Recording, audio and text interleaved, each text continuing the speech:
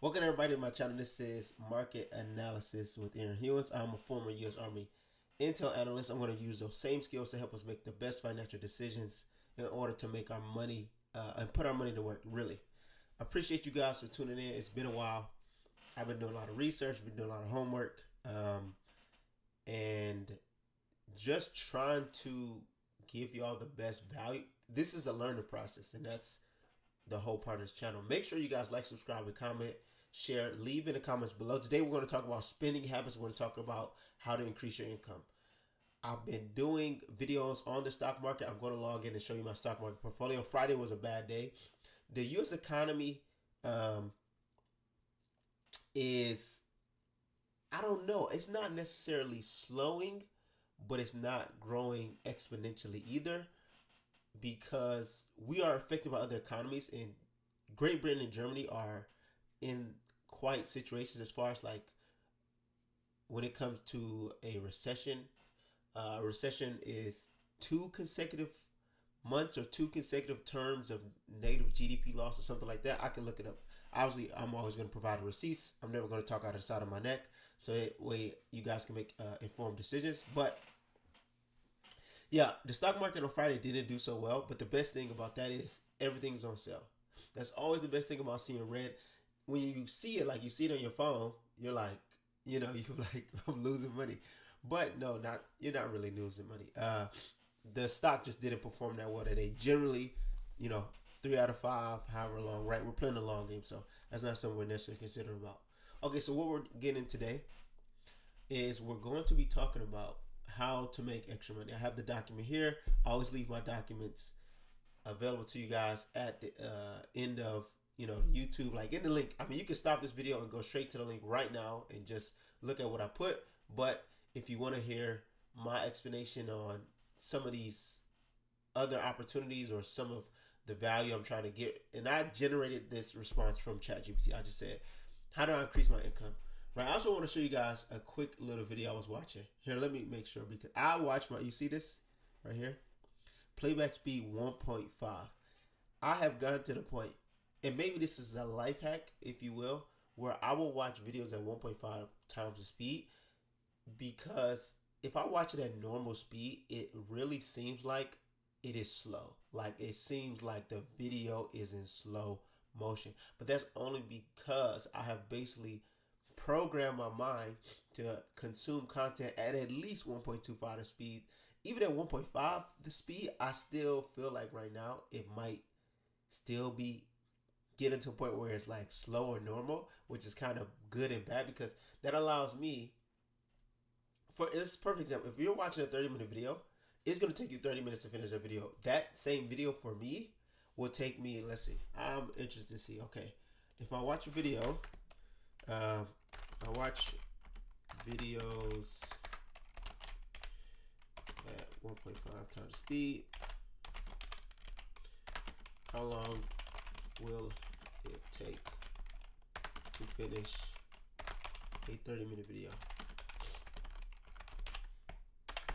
If you can get to that capacity, I even like listen to my books on Audible at least 1.3. So yeah. See, it would take me 20 minutes to finish a 30-minute video. So I'm saving. Now, am I really saving 10 minutes? Who knows? But the thing about that, even in itself, and we're getting into whatever, right, is if you watch it at 30 minutes and I watch it at 20, but you know more about it and you pay more closely attention to it, who really wins that like who really is getting the best out of it? So I'm saying it to kind of contradict myself, and kind of depends on the type of learner you are. We could both read a book. If it takes me 7 days or a month to read a book and it took you 12 days, but I really grasp the concept of that book and I marinated on the words and the text and the context and everything in the book, then I can benefit from it more and apply it in real time, versus you who skimmed through it kind of fast. You didn't really gain any insight in what the book was talking about. Then we'll see, how that plays out in real life. But okay, let's get into it. So let's watch this video real quick. And let me turn this down to, we're going 1.25, because 1 point like normal is so slow. This is a slow. This is a Yahoo Finance video. You should follow that YouTube channel. I follow it from, I subscribed, obviously. They produce some decent context. This came out October 1st of 2022. Nearly 70% of Americans said they're seeking additional work to combat inflation. That's according to a new survey by Blue Crew, a workforce as a service platform. Also, nearly 6 in 10 Americans said they're currently looking for or are interested in short-term gig work. That is an astounding number. So many people are already feeling the financial strain right now. It could potentially get much, much worse here as the Fed does try to do all it can to rein in inflation. A couple of other numbers that stuck out to me here in that survey. 85% of Americans saying that inflation has impacted their recent spending and also their buying habits. I don't think that should come as a big surprise given the fact that so many are already looking for more hours or second jobs in order to deal with higher inflation. Okay, look. So where did they get these numbers from, right? I went into their, I don't see the article. I don't see anything. Where are y'all getting these numbers from, right? Americans seek extra work to fight inflation.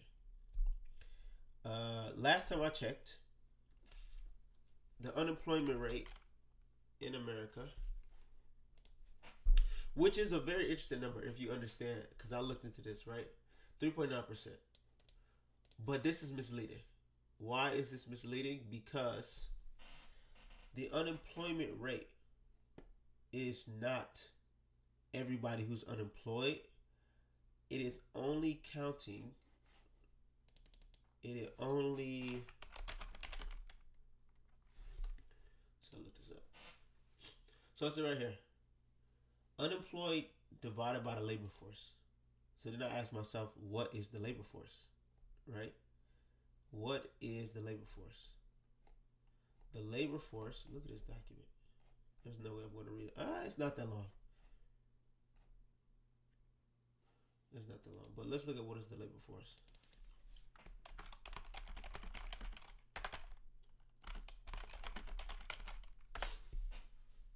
Make sure I mute this because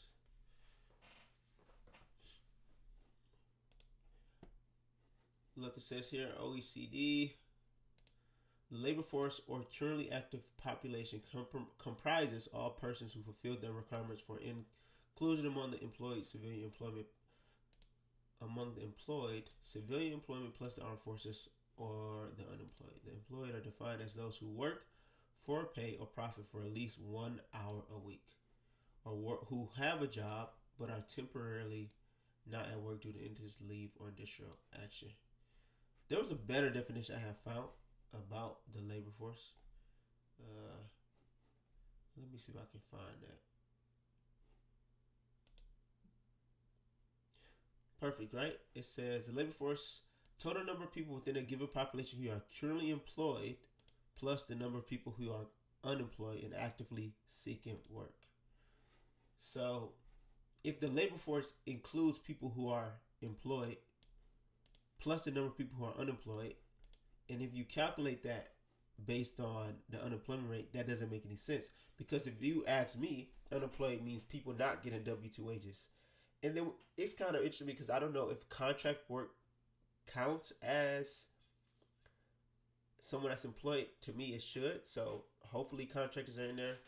But what about, I think like maid services, like if I hire a maid to clean my house, are they technically employed? Yeah. When you start getting to the weeds of a lot of these definitions, you figure out real quickly that what you're looking at is not necessarily the case. Like the numbers that they show, and that we show our population, like that we display as a whole to the community, or the media displays to us. Once you really find out what's going on, it doesn't make a lot of sense. It doesn't make a lot of sense. But that's up to you, your discretion of what you dictate is the actual labor force. But to me, since I've tell you right now, right? Since I've gotten back and come back to America, and I got here, I came back in 2021 for roughly 2 weeks because I had a medical situation in the family, and I came on emergency leave. That's what it's called when you're in the military and you need to come back to America or come back to home for a very bad situation. And the person that was in that situation is doing very well today, so thank God. But so I came back in 2021 for a couple weeks. I officially moved back end of 2022. Ever since I've been back here, everyone is hiring, like everybody's hiring. But right now, also, what I'm finding out is there has been right now a lot of layoffs just in. I mean, we're in the third month of the year. There's been a lot of layoffs.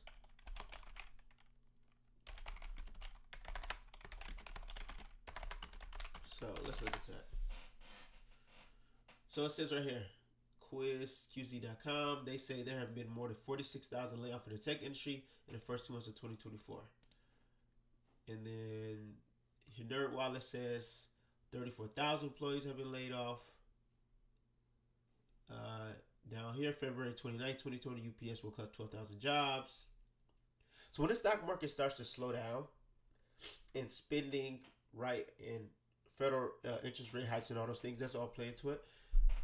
But one thing about companies that are in the stock market, and that was something I said in the previous video, if they can save money by cutting down on expenses, they'll do it because it increases their stock price.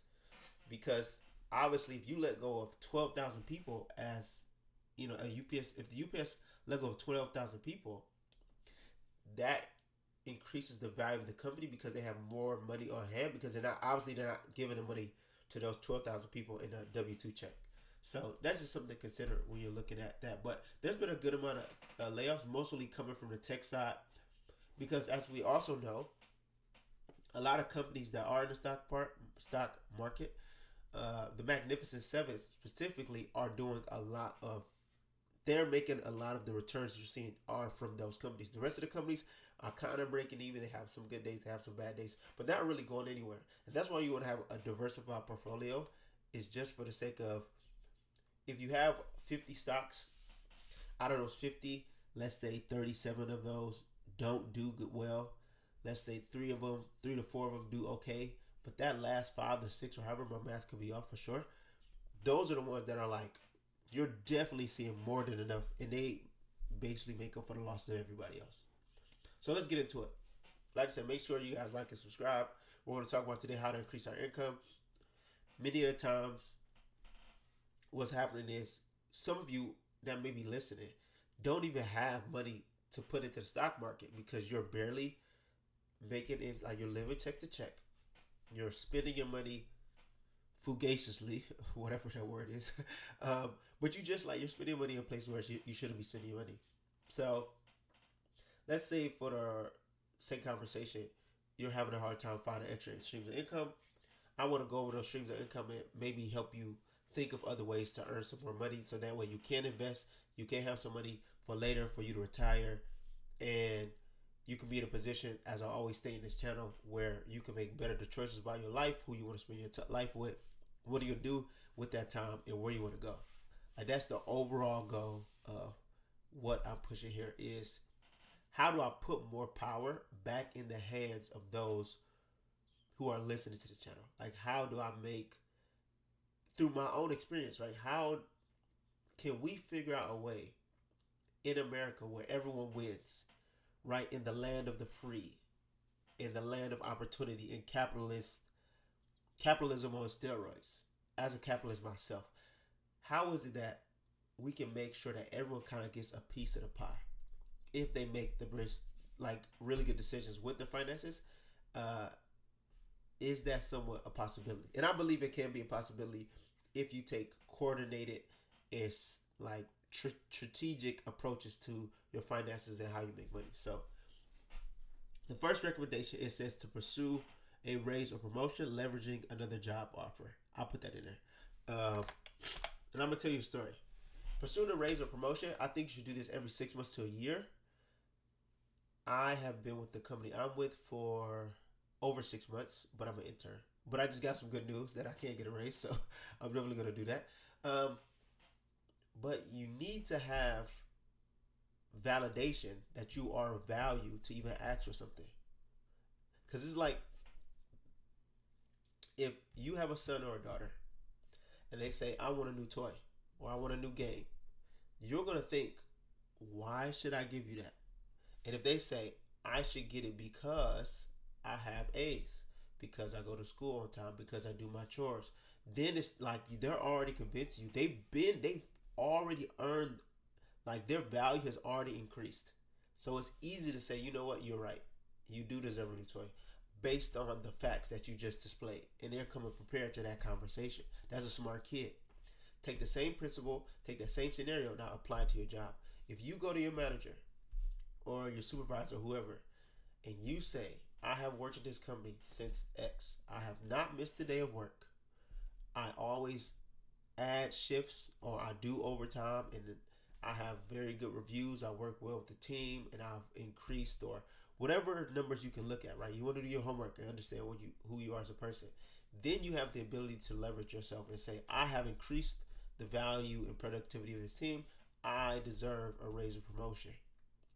Just asking that question in and of itself, whether they give it to you, is a very good thing to ask, because in their mind, this person is seeking to stay employed, and we're going to make a bigger investment in them, and that's going to allow them to potentially be a leader in the company, right? So most people, we just don't ask. I generally believe that, because you're either afraid to, or you're expecting them to just come out and give it to you, or whatever the sake may be. But especially in today's, if you know your job is hiring for sure, and that increases your workload, like if you work in one of these companies that's letting all these people off, that might be a hard conversation to sell, because they're like, we just let go X amount of people, so why do you think we have even money to give you a raise? But you can also say, like, yeah, since you let those people go, we're short-staffed. And what I don't like, and this is whatever, right? I can't stand restaurants when I go to a restaurant and they don't inform you that they're short-staffed. And you can tell that you're short-staffed because I'm waiting more than I should be waiting. Then when I get to the table, it takes me, like I went to a restaurant here in Metro Detroit. It took like 45 minutes to get, just to sit down. Then we sat down, it took another 10 or 15 minutes to see a server. And I was like, I told everybody at the table, if someone don't come in the next like 4 minutes, I'm leaving. Like I've already wasted enough time here. I hung out. We sat at the bar a little bit, got a little drinks, but I'm hungry, and I could have, like, I started evaluating, like, had I gone somewhere else, I would have already eaten and been well about my day. Now that I'm here at this establishment, I've wasted an hour plus just to be able to put an order in for my food to be made, for me to wait even longer of a duration of time. So that's bad business. As a person who owns a business, and I would like to be very transparent about my business and be the best for my customers or people that work with me, I just can't stand things like that, because we have the ability, and this is a spoon-fed American citizen.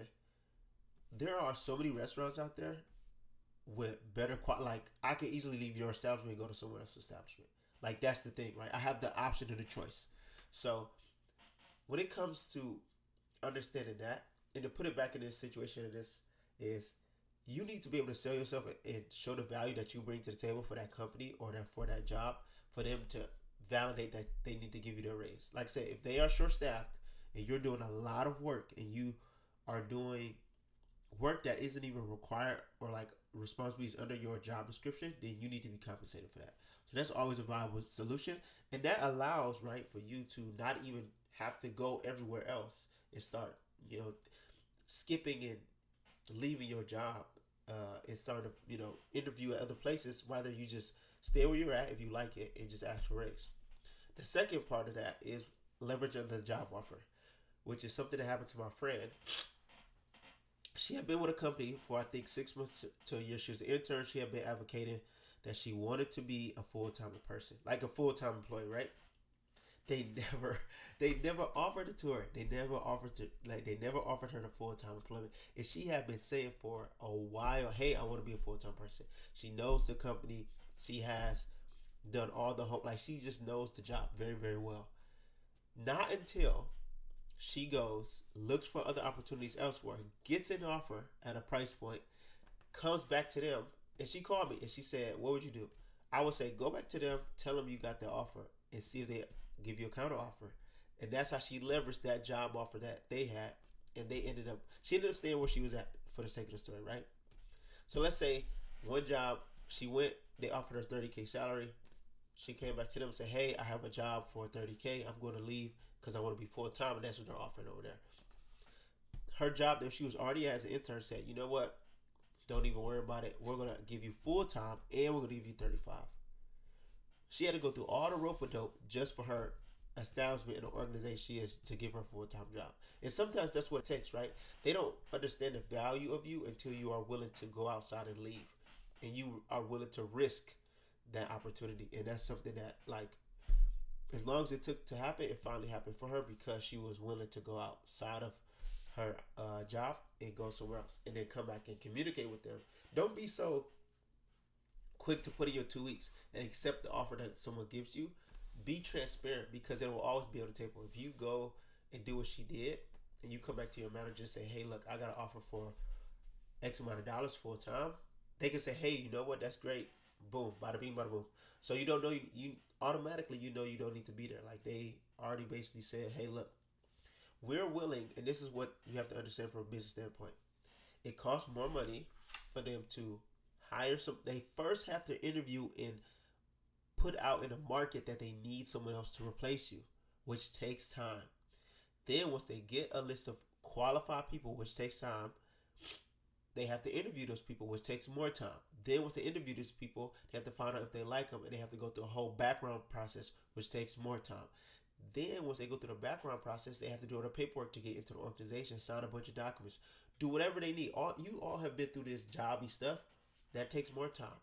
Then once the person finally goes through that process, is officially on the team, they have to be brought up to speed on the process of the company, the mission, the objectives, everything, which takes more time. So when you really look at it, it always costs more to bring in a new employee than it does to keep an employee, just give that person a raise.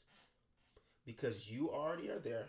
You have an email, you have access to certain documents, you have access to the store, you have a key, whatever the sake may be. They don't need to explain everything to you. They don't need to add your bank account information to give you a W-2 and do all the taxes and documents, all the homework that goes behind the scenes. You're already there. So this is a really good position to be in, because now they're saying, look, instead of us trying to go find another person like Aaron to be in his company, he's already here. Let's give him what he's been owed, in all honesty, and let's give him that raise. So, okay, number 2, freelance and consultancy work.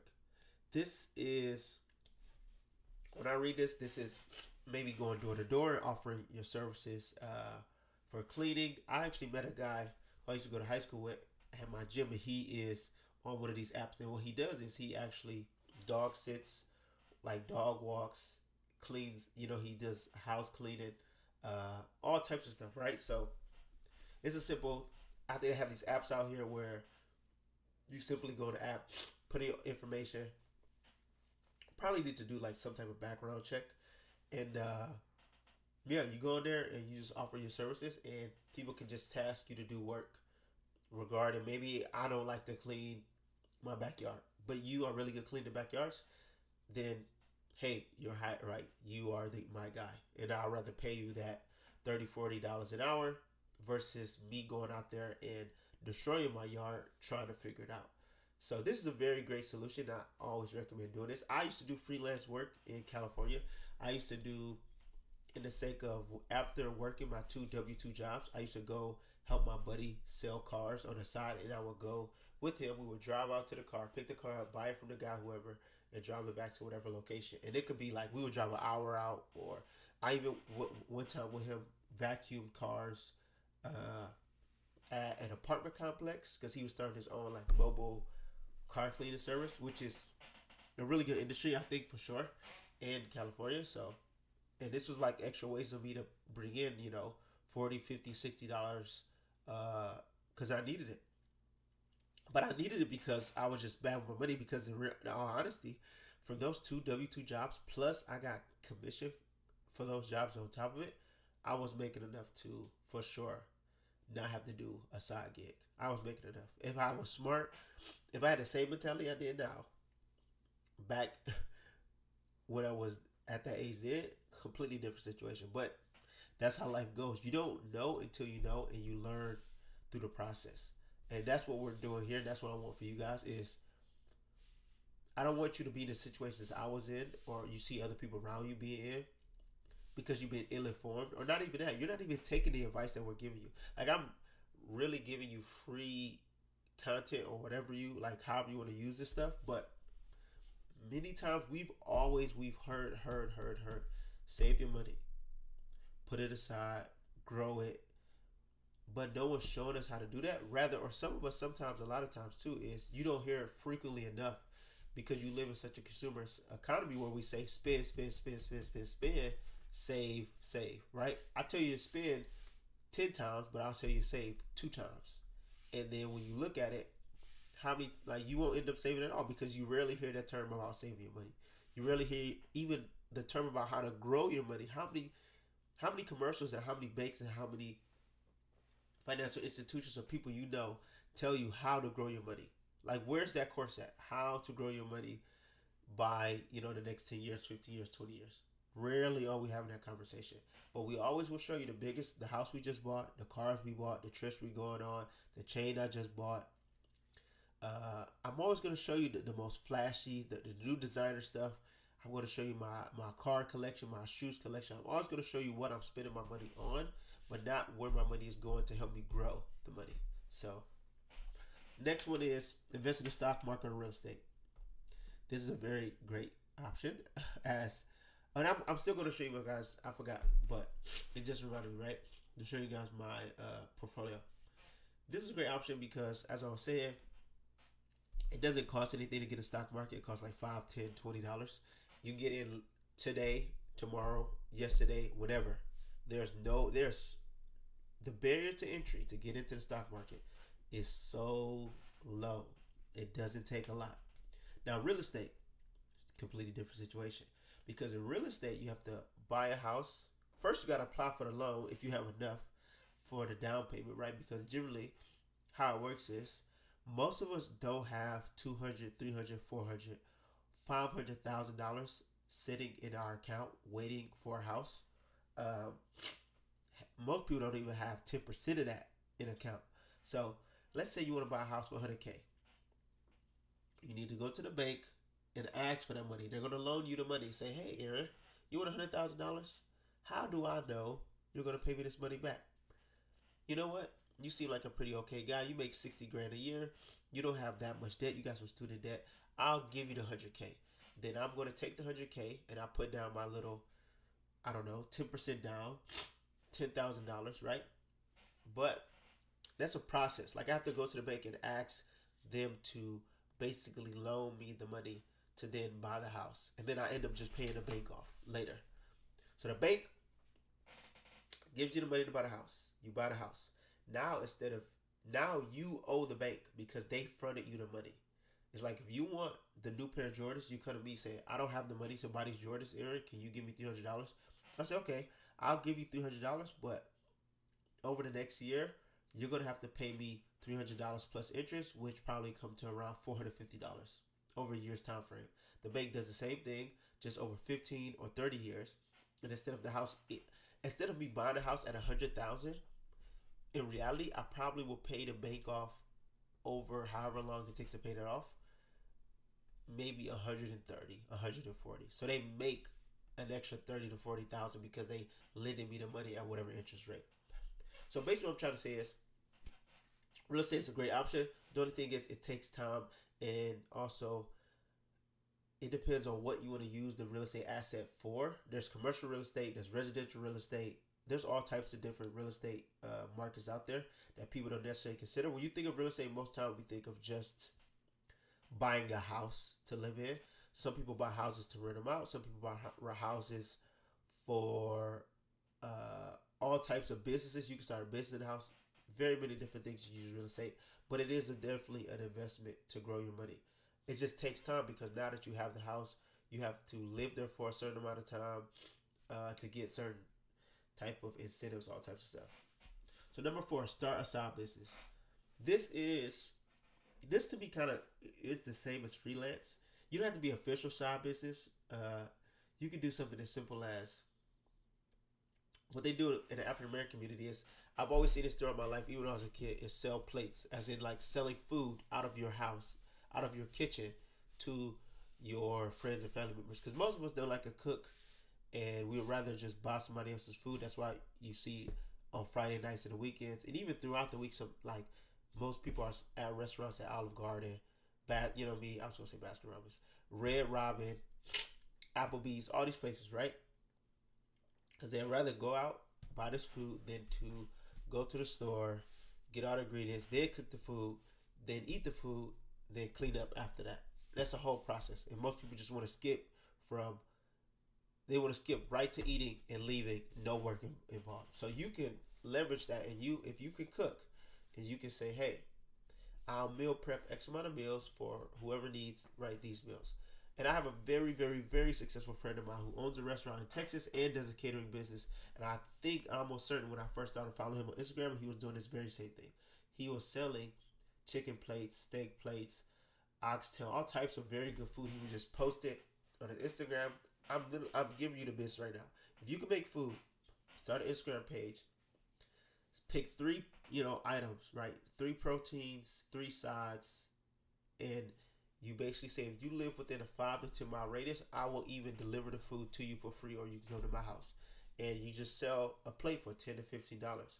And honestly, that $10 to $15 plate covers your expenses and covers the overhead cost of you even buying it. Like if I was selling spaghetti, that would be the easiest thing to sell. You know how much spaghetti you can make and sell spaghetti for with Texas toast on the side, which goes in the oven, you buy it frozen. That's an easy come up. I would sell Texas toast and spaghetti as a meal, and I would say that's a $10 meal. And I could make like 3 pots full of spaghetti and just get rid of that spaghetti. And I probably just made, I don't know, an extra $300-$400 off of selling spaghetti. So that's a very good viable business. You can also do door-to-door in the sake of cutting grass. And this reminds me of a guy I went to middle school with. And I remember him coming, and I remember his name. I'm not going to give his name. I remember these so vividly now as an adult. He came and knocked on my dad's door, and him and his buddy was like, hey, we're cutting grass. Can we cut your grass for like $10 to $15? And the kid didn't always have the best. He didn't always look like he came from money. He always wore clothes that were kind of tattered and dirty, or like hand-me-downs. But you know what the best thing about that kid was? Because of his situation, he knew he had to find money to make money for his family for forever's sake. And I ended up being in similar situations myself later down the road. And shout out to him, because that's a very good business. Go door to door in your neighborhood. As an adult, maybe you have a little bit too much pride. Maybe that's something you need to check on yourself. But you can go door to door and say, hey, look, I'll cut your grass for $20 right now. I'll cut your grass for $25. I'll do, I always see these videos on YouTube of these guys that either cut grass for free, or they do like driveway cleaning scrubs or window. I think I saw a video of a guy that started his own like window cleaning service, like the outside of your windows. And all he did was he just got the tools. He got this really long rod, and he would just go up there and really clean the outside of windows really well. And that's an extra stream of viable income.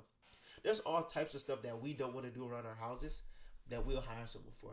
You could start a whole business on probably like just garage cleaning and reorganizing people's garage spaces.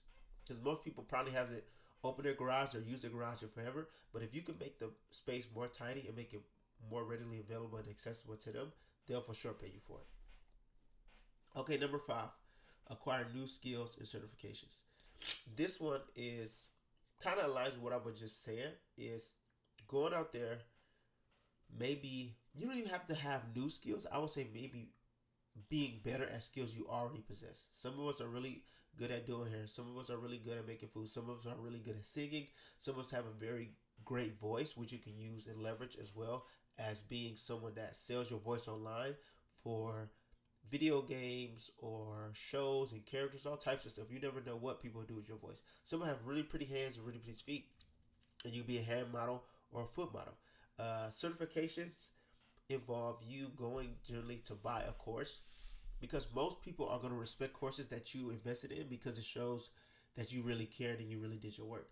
And those certifications generally are the ones that are accepted by like Microsoft and bigger companies because they're industry known certifications. So most free certifications from Udemy and Coursera, I don't really know if you can leverage those to get into businesses. I could be wrong. If you have experience with that, please let me know in the comments below.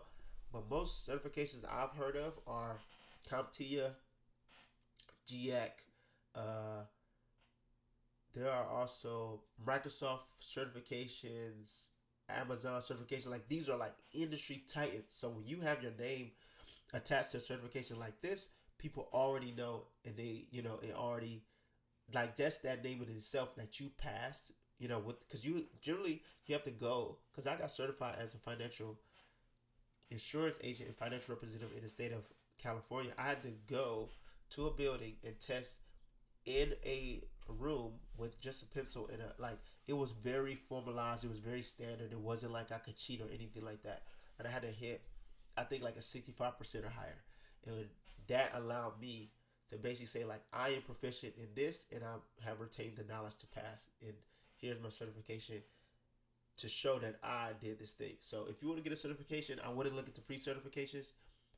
I will look into certifications. You can even do a quick search, depending on where you live, on state or government funded certifications, because there's so many there's so much help out there from the local and state government. As a taxpayer, it's very let me just help y'all understand how the economy works. The more money you make, the more money you pay in taxes. So if I have citizens, which are the taxpayers, if the taxpayers can make more money and they pay more taxes and the taxes come back to us, the state, that allows me to fix more roads, pay more money to police officers, fire department. That just allows a better society as a whole. So what do I need to do? Well, it would make sense if I, the government, put more ability for you, the taxpayer, to make more money. If I increase your skill, that allows me to make more money off of you, right? So generally, if you go to your state and local government websites, .gov, whatever, if you look around, they offer sometimes free certifications and free courses that you can go to, and you just have to meet whatever, like you have to be generally a resident, you have to be certain age, and they'll like really like if you look to this program, they have all these programs all the time because that allows them to walk you through the process for you to become a high earner, and then for you to basically just get that money back that they already invested you at. You know, maybe the course costs $1,000.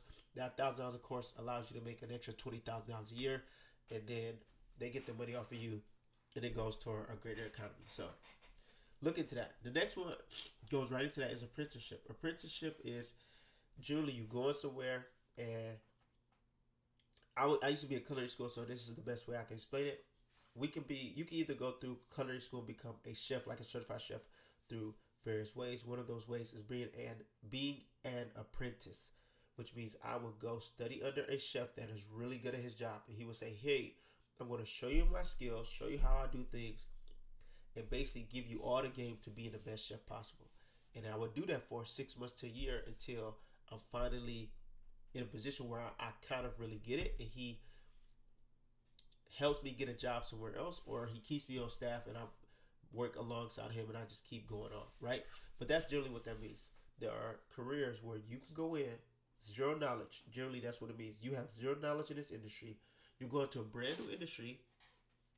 An expert in the industry is going to show you how to do their job, if not better, and eventually you procure or you obtain a job of like at the end of the apprenticeship. So if you go to be an apprentice in, I don't know, the fire department, I don't know if they do that, but long story short, I found this link, right? If you click on this link for you guys out here, this will take you to the website. This is a .gov website I was just talking about, and they have all types of, see, it says paid job, education plus credentials. So generally these like careers they're offering, we need in like America as a whole. Like there's a shortage. There's really a huge shortage of blue collar work. Like I might do a blue collar work video just in and of itself, because as a white collar worker, we have missed that, and there's no beating a blue collar worker on an AI system, because AI would never be able to make me a bed from wood in the backyard, right? Or fix my pipes, or do plumbing, or fix the electricity, right? Or like all types of stuff that comes with blue collar work, cementing, right? So I might do a blue collar video just in and of itself, because I always told myself, now as a white collar worker, I thought, how crazy would it be to start my own cementing company?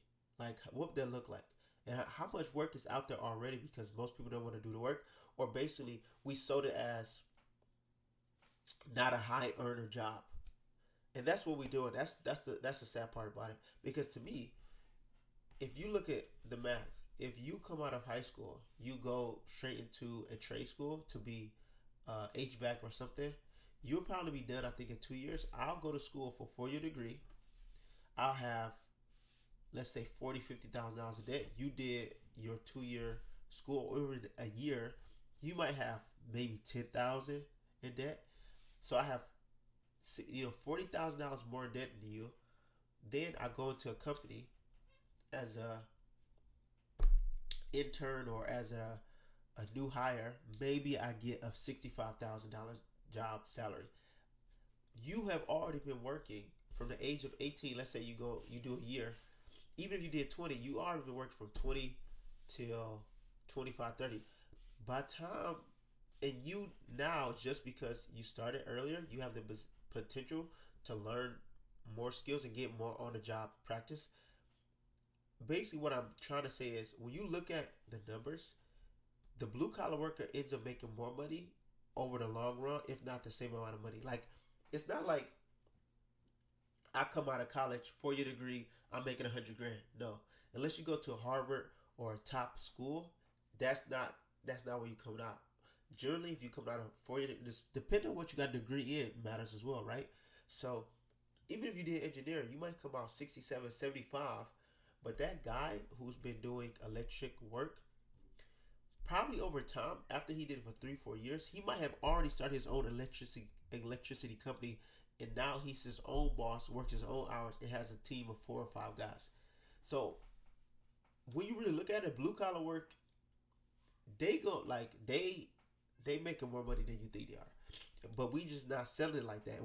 It's not like this very sexy job that we're trying to get everyone to do either. We're trying to say, hey, use your brain and sit at a computer and type this up, versus this guy that's worked with his hands and has a skill that cannot be replaced. Cannot be replaced. He's going to be in business for the next 15 to 20 years and then going to be able to retire easy. You are going to be at that job from 9 to 5, and you're going to be replaceable in a heartbeat, just in the sake of whether they need to let you go because the economy is not going where it needs to be, all types of stuff. But shout out to blue collar workers. They're overlooked by far. Blue collar work is overlooked. And I've considered it a lot. So go to that website, check it out. The last but not least is cut down on unnecessary expenses. We're going to do a video on budget. That's the easy way, right? What else you need to do is you can sell. What should be in here? I just thought of this. Number 8 will be sell stuff you don't need. That's how you make some more money. Just sell stuff you don't need.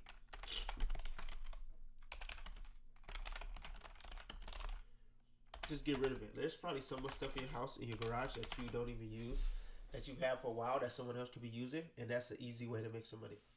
But cut down on the unnecessary expenses and budget your money. Don't go shopping all the time. Don't go out to eat all the time. Just be better financially with your money, which will allow you to have less stress.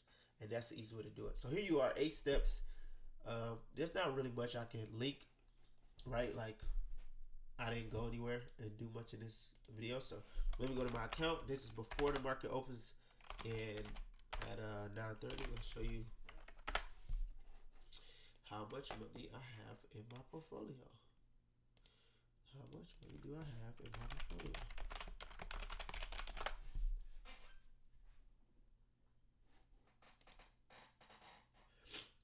We are up 19,459, but I don't know why it's not ready, because you look at my Is this a pre-market opening? Like, dang, I wish I would be able to see it the other day. Ignore this number. But right now we're at 19,459. On Friday we didn't have a good day. What's today? The 11th. Okay. See, okay, here you go. Thursday it was 19,658, and then Friday it dropped down to 19,459. So that wasn't a good day, right? We lost almost $200 in that account. Like across the whole account, we lost $200 a day, and we might lose this whole week. It might be a bad week in the stock market. But generally speaking, right? We're playing a long game over a year, 2 years, 3 years, 5 years, 10 years, 15 years. I'm going to hold this account. It's going to increase steadily, right? You're going to see some falls from time to time. It's going to do a thing like this, but generally it's going to always progress upwards, and that's what we're hoping. Statistically speaking, over a long duration of time, you will always see more growth in account versus loss in account. So if this video helped you, make sure you like, subscribe, comment. Leave down in the comments ways you know how to make extra money, ways you've been able to increase and fight inflation, because that might help somebody out. But please, please, please go out there and do the best you can this week. I hope you guys have a great week. Peace out. I'll be putting out another video soon, and I'll also be starting a new channel. Make sure you guys check out a new channel.